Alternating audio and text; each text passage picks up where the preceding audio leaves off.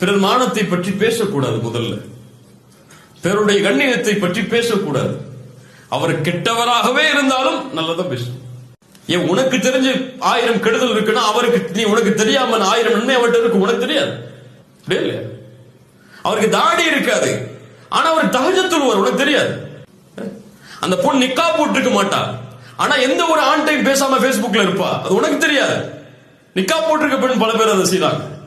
தாடி வச்சிருக்க பல பேருக்கு தஹஜ்ஜுத் இல்ல. உனக்கு இல்லாத நன்மை அவரிடத்தில் இருக்கும், நீ அதை பத்தி நினைக்காத. முதல்ல பேசக்கூடாது பிறருடைய மானத்தை பற்றி. இரண்டாவது, இந்த ஹதீஸில் இருந்து பேசப்படும் சபைகளில் இருக்கக்கூடாது. அப்படி இருந்தால் சும்மா இருக்கக்கூடாது. மூணாவது சட்டம், ரத்த திருப்பிடணும். வேணாம், ஸ்டாப் பண்ணி, இதுக்கு மேல இதை பத்தி பேசாத. இன்று இந்த 3 தன்மையை யார் செயல்பட்டு நடக்கிறாரோ அவரை அல்லாஹ் நாளை மறுமையில் நரகத்தில் இருந்து பாதுகாப்பான்.